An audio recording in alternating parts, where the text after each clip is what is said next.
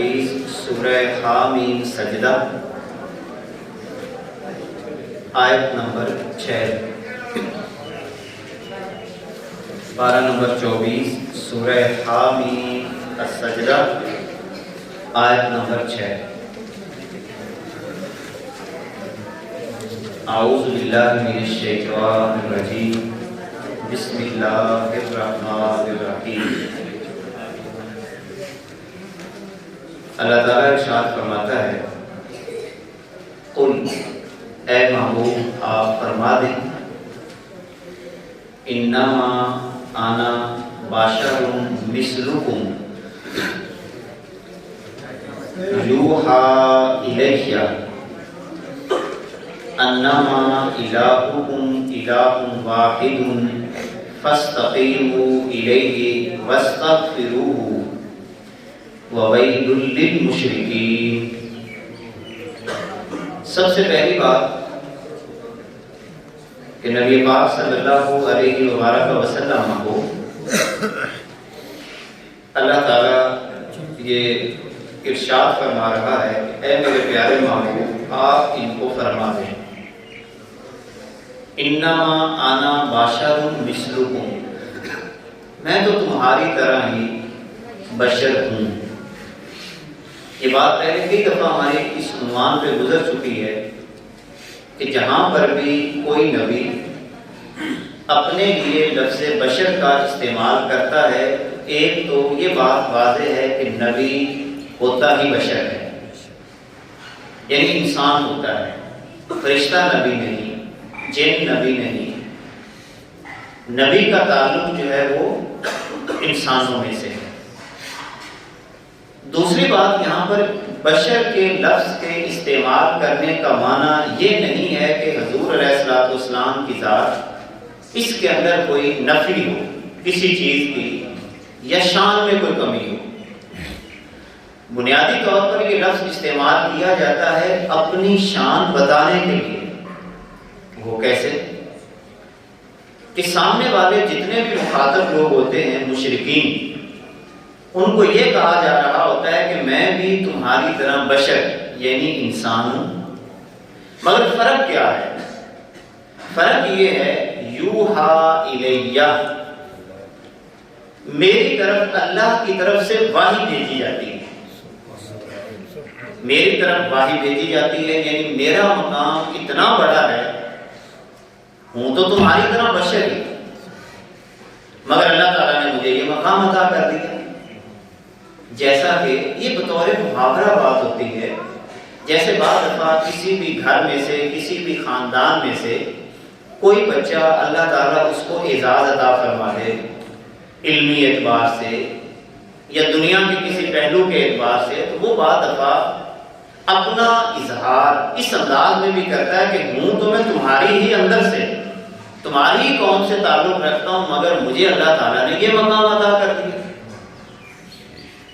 تمہاری برادری کا ہوں مگر مجھے اللہ تعالیٰ نے یہ مقام عطا کر دیا۔ تو بالکل اسی طرح اب یہ جملہ سمجھنا آسان ہو جائے گا، اس کا تعلق بشر اور نور کے جھگڑے کے ساتھ ہے ہی نہیں، کوئی کسی قسم کا تعلق نہیں ہے بشر اور نور کے جھگڑے کے ساتھ، بلکہ سادہ سی بات ہے کہ میں تمہاری طرح بشر ہوں، یوحی الیہ، میری طرف وحی بھیجی جاتی ہے، اور وحی کیا ہے؟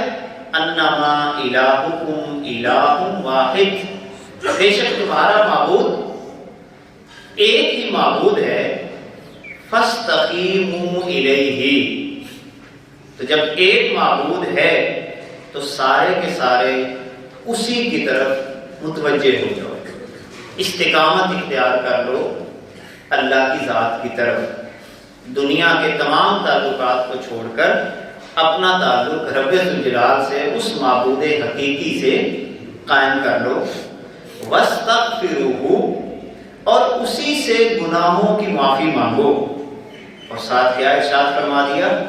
وَوَيْلٌ لِّلْمُشْرِكِينَ، اور مشرکین کے لیے بڑی خرابی ہے۔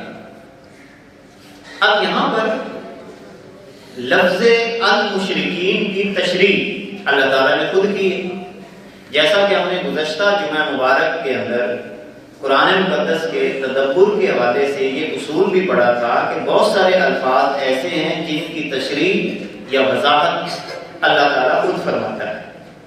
اب یہاں پر بھی اللہ تعالیٰ نے لفظ المشرکین کی وضاحت یا مشرکین کے خصائص خود بیان کی ہے۔ پہلی بات کیا بیان کی؟ الذین لا یؤتون الزکاۃ، کہ یہ مشرکین زکوٰۃ ادا نہیں کرتے۔ اچھا، اب سوال یہ پیدا ہوتا ہے کہ یہ سورہ حامیم سجدہ یہ تو مکی سورت ہے، جیسے آج ہم نے تدبر کے اندر یہ ضابطہ بھی پڑھا کہ کوئی بھی آیت آپ پڑھنے لگے ہیں تو آپ کے ذمہ ہے کہ آپ یہ پڑھیں کہ یہ آیت مکی ہے یا مدنی ہے، اور جو لفظ استعمال کیے جا رہے ہیں یہ مکی ماحول کے اندر ان کا معنی کیا ہو سکتا ہے۔ اب دیکھیں، عمومی طور پر ہم زکوٰۃ کا معنی جیسے لفظ زکوٰۃ آتا ہے تو ہم یہ سمجھتے ہیں جو مسلمانوں پہ 1 سال کے گزرنے کے بعد اگر ایک بندہ صاحب نصاب ہے تو اس پر جو 2.5% نکالنا فرض ہو جاتا ہے اپنے مال میں سے، اسے ہم زکوٰۃ کہتے ہیں۔ اب زکوٰۃ جو ہے یہ ہجرت کے دوسرے سال فرض ہوتی ہے، یعنی ہجرت کے بعد جب ہجرت کے 2 سال مکمل ہو جاتے ہیں، زکوٰۃ تو مدینے کے اندر فرض ہوتی ہے۔ تو مکہ کے اندر اللہ تعالیٰ نے یہ لفظ استعمال کیوں کیا؟ حالانکہ زکوٰۃ تو فرض نہیں ہے۔ تو یہ بات ذہن میں رکھیں۔ اب دیکھیں، اب آپ کو لغت کا سہارا لینا پڑے گا۔ میں ساتھ ساتھ آپ کو آج کے سبق کا تھوڑا پریکٹیکل بھی بتا دوں کہ اب یہ طے ہو گیا کہ چونکہ یہ مکی دور کے اندر یہ لفظ استعمال ہوا ہے زکوٰۃ کا لفظ، اور مکی دور کے اندر وہ زکوٰۃ جو اس وقت ہم مراد لیتے ہیں وہ تو فرض نہیں ہوئی تھی، تو اس کا مطلب یہ ہوا کہ اب زکوٰۃ کا معنی ہمیں کچھ اور لینا پڑے گا۔ اب اس کے لیے کیا کرنا پڑے گا؟ ہمیں اس کے لیے لغت کا سہارا لینا پڑے گا۔ ڈکشنری دیکھیں گے یا یہ دیکھیں گے کہ اگر اس وقت اہل عرب مکے کے اندر لفظ زکوٰۃ استعمال کرتے تھے تو کس معنی میں استعمال کرتے تھے؟ جیسے حج کا مطلب کیا ہے؟ ارادہ کرنا۔ حج کے فرض ہونے سے پہلے یہ لفظ بھی عربی لغت میں استعمال ہوتا تھا، لفظ حج، مگر وہاں پر اس حج کے معنی میں نہیں جو آج کل حج ہوتا ہے۔ حج کے فرض ہونے سے پہلے جب اہل عرب لفظ حج استعمال کرتے تھے تو اس کا مطلب کیا ہوتا تھا؟ ارادہ کرنا۔ جب کوئی کسی چیز کا ارادہ کرتا تو وہ لفظ کیا استعمال کرتا؟ وہ حج کا لفظ اپنے لیے استعمال کرتا۔ اسی طرح لفظ زکوٰۃ اب چونکہ فرض ہوئی نہیں ہے تو مکہ میں استعمال کیا جا رہا ہے۔ اب زکوٰۃ کے لغوی معنی ہم اٹھائیں گے۔ زکوٰۃ کا مطلب پاک کرنا بھی ہے۔ زکوٰۃ کا ایک مطلب اس دور کے اندر یہ بھی استعمال ہوتا تھا کہ جب کوئی بندہ اپنے مال میں سے کوئی خیرات یا صدقہ دیتا، عام روٹین میں اپنے مال سے کوئی چیز دوسروں کے اوپر خرچ کرتا، تو اس کے لیے بھی لفظ زکوٰۃ استعمال کیا جاتا تھا۔ اب گویا کہ اس مختصر سی تشریح میں ابھی اور بھی اس کے کئی معنی ہیں، یہ بات واضح ہوئی کہ مکی دور کے اندر جب لفظ زکوٰۃ استعمال ہوگا آیات کے اندر تو اس سے مراد وہ والی زکوٰۃ نہیں ہوگی جو مسلمانوں پہ فرض ہے، بلکہ وہ والی زکوٰۃ مراد ہوگی کہ عام روٹین کے اندر اپنے مال میں سے کوئی مال دوسرے کے اوپر خرچ کرنا، اپنے مال کو پاکیزہ کرنا۔ وَهُمْ بِالْآخِرَةِ کافرون، وَهُمْ بِالْآخِرَةِ ہم کافرون، اور وہ آخرت کا انکار کرتے ہیں۔ اب لفظ ہم 2 دفعہ استعمال ہوا ہے، وَهُمْ بِالْآخِرَةِ ہم کافرون، اتنا بھی کافی تھا۔ وَهُمْ بِالْآخِرَةِ کافرون، تو لفظ ہم 2 دفعہ استعمال ہوا ہے۔ اس کی کیا وجہ ہے؟ یہ ہوتا ہے تدبر قرآن کہ یہاں پر اللہ تعالیٰ نے لفظ ہم کو 2 دفعہ کیوں استعمال کیا؟ اب اس کا جواب یہ ہے کہ جب کسی چیز کو دہرایا جاتا ہے تو اس کے اندر وزن اور خصوصیت پیدا ہو جاتی ہے. مثلا عام روٹین میں کسی بندے کو کوئی بات کی جائے تو ہم بعض دفعہ 2 دفعہ لفظ استعمال کرتے ہیں. مثلا تو ہی یہ کام کرے گا، اس بات کو اچھے طریقے سے تو سمجھ لے. اب تو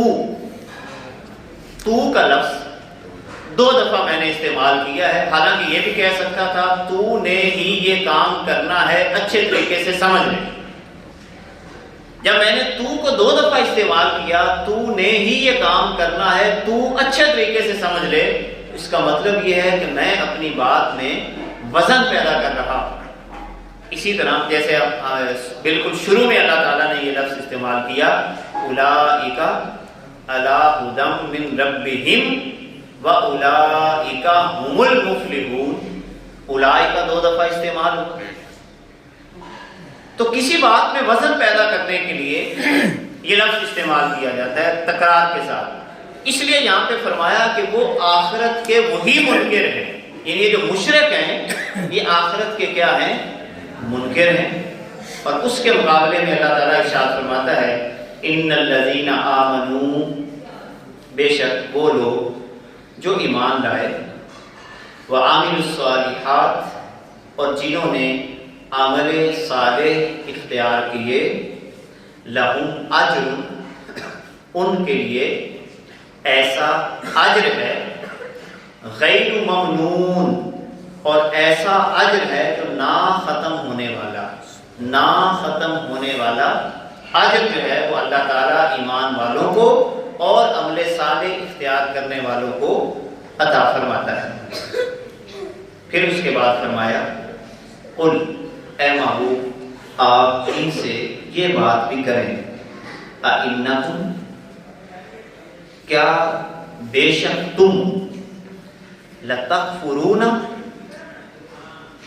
ضرور تم انکار کرتے ہو، لَتَکْفُرُونَ بِالَّذِی، اس چیز کا، خَلَقَ الْأَرْضَ، ضرور تم انکار کرتے ہو، بِالَّذِی، اس ذات کا، خَلَقَ الْأَرْضَ، جس نے زمین کو پیدا کیا، فی یومین، 2 دنوں میں، 2 دنوں کے اندر اس نے زمین کو پیدا کیا.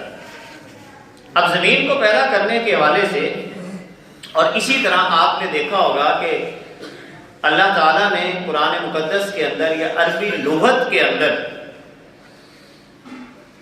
6 دنوں کی بات کی ہے کہ 6 دنوں کے اندر اللہ تعالیٰ نے زمین و آسمان کو پیدا کیا.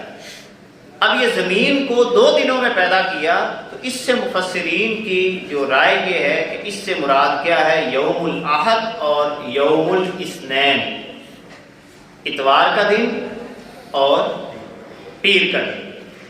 اتوار اور پیر کو اللہ تعالیٰ نے زمین کو پیدا کیا. اور بھی اس حوالے سے بہت سارے تدبر قرآن ہیں یہ دنوں کے حوالے سے بھی. مثال کے طور پر میں تھوڑا سا اشارہ کرنا، انشاءاللہ ایک موقع پہ تفصیل پہ بھی اس کا تدبر میں آپ کو عرض کروں گا. یہ دنوں کے اندر جو تدبر کی کیفیت ہے کہ اللہ تعالیٰ نے 6 دنوں کے اندر اس کو پیدا کیا. اچھا، ان تمام دنوں میں ایک دن ایسا ہے کہ جس کے لیے اللہ تعالیٰ نے لفظ سبت استعمال کیا ہے، اور وہ کون سا دن ہے؟ ہفتے کا دن، اتوار کا دن. یعنی بنیادی طور پر جو پہلا دن ہے وہ کون سا بنتا ہے؟ اتوار، یوم الاحد. پیر کا دن یوم الاثنین، منگل کا دن یوم الثلاثہ یا ثلاثاء بھی بولا جاتا ہے. اس کے بعد بدھ کا دن یوم الاربعاء. اس کے بعد جمعرات کا دن یوم الخمیس. 5 ہو گئے. اب آگے یوم السادس نہیں ہے، یعنی یوم الجمعہ اور یوم السبت، یہ 2 دن ایسے ہیں کہ جن کے بارے میں اللہ تعالیٰ نے یا عربی لٹریچر کے اندر گنتی نہیں ہے۔ یوم الاحد یعنی پہلا دن، احد ایک کو کہتے ہیں، یوم الاثنین دوسرا دن یعنی پیر کا دن، یوم الثلاثہ تیسرا دن یعنی منگل کا دن، اس کے بعد بدھ کا دن چوتھا، اور 5واں دن کون سا ہوگا؟ یوم الخمیس جمعرات۔ ان کے نام باقاعدہ موجود ہیں، یعنی 1 2 3 4 5 کے ساتھ، لیکن جمعے اور ہفتے کے بارے میں عربی لغت کے اندر آپ کو گنتی نہیں ملے گی، بلکہ کیا ہوگا؟ یوم الجمعہ اور یوم السبت۔ اب اس حوالے سے یہ بات کی جاتی ہے کہ اللہ تعالیٰ نے یہ دنوں کی جو فطری ایک نظام رکھا ہے کہ 5 دن ورکنگ کے ہیں۔ یہ بہت سارے لوگوں نے اس میں تدبر بیان کیا ہے کہ فطری نظام کیا ہے۔ 5 دن تدبر کے ہیں، ورکنگ کے ہیں، اس کے اندر آپ اپنی ورکنگ رکھیں۔ جمعے کا دن مسلمانوں کے لیے عید کا دن ہے کہ سارے کے سارے گیدرنگ اکٹھی ہو کر سارا دن اللہ کی بارگاہ میں گزاریں اور ان پہلوؤں کو مد نظر رکھیں، اور ہفتے والے دن چھٹی کریں۔ اب بعض لوگوں نے جو اس کے تحت یہ دنوں کی جو کیفیت بیان کی ہے تدبر کی، اور استدلال کہاں سے کیا ہے؟ بڑا مزیدار استدلال کیا ہے۔ آپ نے دیکھا ہوگا کہ بنی اسرائیل کو اللہ تعالیٰ نے ہفتے والے دن مچھلی کے شکار کرنے سے منع کیا، مچھلی کا شکار منع، اور گویا کہ اللہ کے ہاں جو فطری نظام کیا ہو گیا کہ پوری کائنات، اللہ تعالیٰ کی تمام مخلوقات اس بات کو جانتی ہے کہ ہفتے کا دن چھٹی کا دن ہے۔ یہی وجہ ہے کہ مچھلیاں زیادہ اوپر آ جاتی، چونکہ چھٹی تھی، وہ جانتی تھی کہ ہفتے والے دن چھٹی کا دن ہے، لہذا وہ مچھلیاں اپنی مستی کرنے کے لیے آرام سے آتی کہ چھٹی کا دن ہے، چونکہ چھٹی کا دن ہے کوئی شکار نہیں کرے گا، اسی لیے اللہ تعالیٰ نے منع کیا کہ ہفتے والے دن شکار نہیں کرنا۔ کائنات کا یہ تدبر کی بات کر رہا ہوں، بعض لوگوں نے اس کے تحت یہ تدبر بھی پیش کیا ہے، کائنات کا فطری نظام یہ ہے کہ ہفتے والا دن چھٹی کا ہونا چاہیے، کیونکہ یہ فطری نظام کے تحت ایک چیز آ رہی، کیونکہ گنتی کے اندر کہاں سے شروع ہوتا ہے؟ یوم الاحد اتوار پہلا دن ہے، احد اثنین ثلاثہ اربع خمسہ، اور جمعہ عید کا دن ہو گیا کہ مسلمانوں کی گیدرنگ ہو جائے اور ہفتہ ریسٹ کا دن ہو جائے، واللہ عالم۔ بعض لوگوں نے ان آیات کی روشنی میں تدبر قرآن کے اوپر اس انداز کے ساتھ بھی گفتگو کی ہے، اور محسوس بھی واللہ عالم کچھ یوں ہوتا ہے کہ جیسے جیسے بندہ قرآن کے تدبر کی طرف آگے بڑھتا ہے، بہت سارے گوشے جو کائنات کے فطری نظام کے گوشے ہیں وہ بھی اللہ تعالیٰ ہمیں عطا فرماتا ہے۔ تو یہاں پر جو اللہ تعالیٰ نے بات فرمائی کہ زمین کو کتنے دنوں میں پیدا کیا؟ زمین کو 2 دنوں میں، اور وہ کون سا دن ہے؟ اتوار اور پیر۔ وَتَجْعَلُونَ لَهُ أَنْدَادًا، اور پھر بھی تم بناتے ہو اللہ کا شریک، ذَلِكَ رَبُّ الْعَالَمِينَ، یہ تمام جہانوں کا پالنے والا ہے۔ انشاءاللہ تعالیٰ اگلے جمعہ مبارک کو اگلی آیات پہ سیکھنے کی کوشش کریں گے۔ اللہ تعالیٰ ہمیں قرآن کا بہترین انداز میں تدبر اور مدبر بنائے تاکہ ہم قرآن کے خزانے نکال کر امت مسلمہ کی خدمت کر سکیں۔ وآخر دعوانا الحمدللہ۔ بسم اللہ الرحمن الرحیم۔ اللہم صلی علی سیدنا و حبیبنا محمد وبارک وسلم وصلی علیہ۔ اے پیارے اللہ کریم قبول فرما، یا اللہ تیرا شکر ہے، تیرا کرم ہے، تو نے ہمیں قرآن مقدس کی محبت کی توفیق عطا فرمائی، قرآن مقدس کا فہم نصیب کیا۔ اے اللہ مزید دعا کرتے ہیں ہمارے دلوں کو کھول دے، اے اللہ ہمارے ذہنوں کو کھول دے، اور وہ تمام آداب بجا لانے کی توفیق عطا فرما کہ جس سے قرآن کا نور حاصل ہو جاتا ہے۔ ساحل یا الہی کل صاحب بحرمت سید الابرار، صلی اللہ تعالی علی حبیبہ و آلہ و صحبہ اجمعین۔